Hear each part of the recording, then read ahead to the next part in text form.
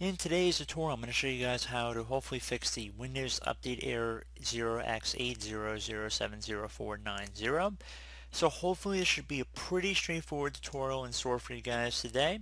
And without further ado, let's jump right into it. So we're going to go ahead and start by opening up the Start menu. And you want to type in Services. Best Match should come back with Services right above Desktop App. Left click on that one time to open up Services. And we're going to be adjusting a couple of services in here just to turn them on and off. So just make sure everything's up and running.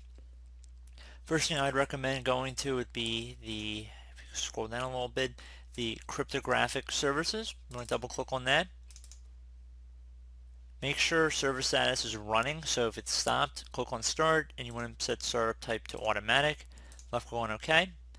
Then you want to do the same thing for background intelligent transfer service. So double click on that. Again, either automatic or delayed start, either one's fine. Make sure server status is running. And now you want to go down until you get to the Windows Update service. So I'm going to go down a little bit right here, double click on it. Startup type, you want to set that to automatic, and you want to make sure server status is running. Left click on apply and OK if you have to change any of those. Restart your computer, see if that's resolved the issue.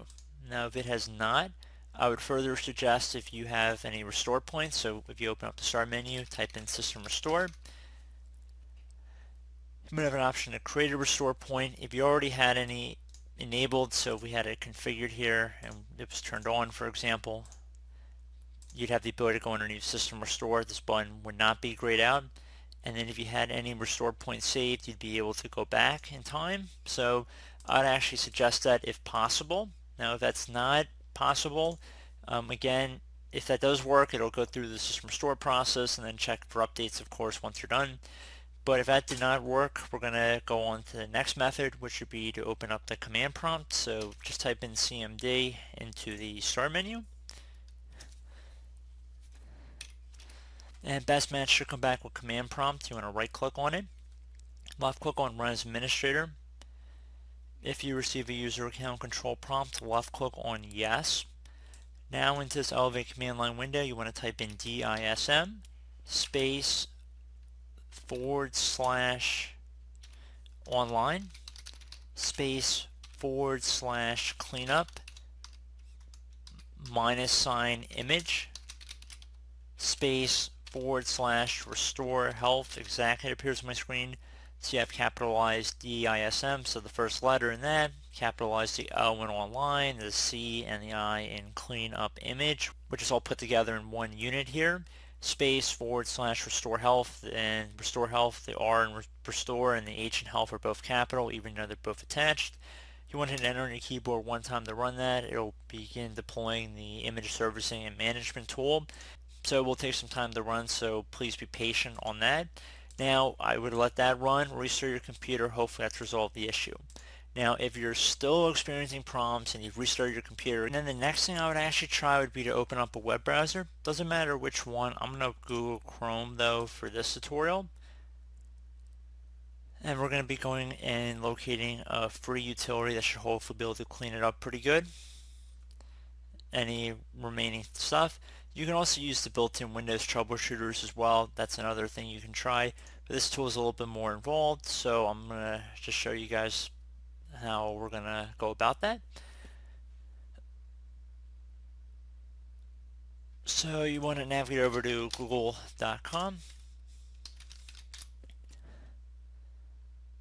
And once you're at Google, you want to type in tweaking.com. Prepare tool. You want to hit enter. Windows Repair free / pro. Again, it should be from tweaking.com. You want to go down on this page. Don't click on any download buttons except for the ones underneath here where it says installer and portable. I'm going to select the installer for the direct download here. So I'm going to select direct download. It's about 36 megabytes. So it might take a couple moments to download here.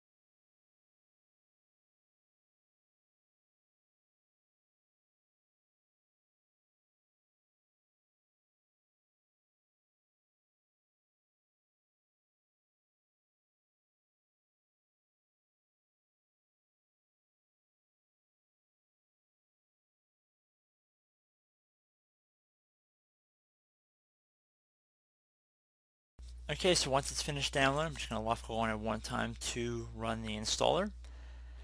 If you receive a user account control prompt, left click on yes. Select next. Next again. Next. And next. You can close out or minimize out of the web browser.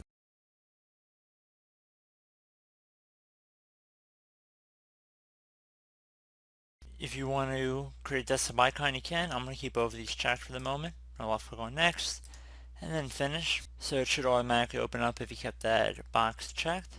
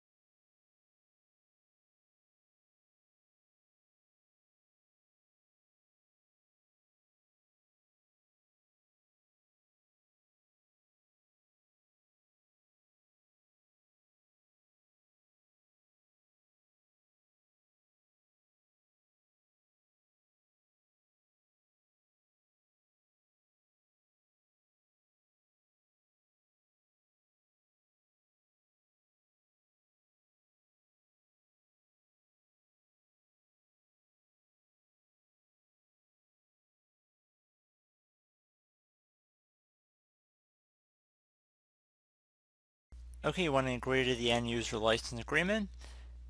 So left click on the repairs main tab and then left click on open repairs.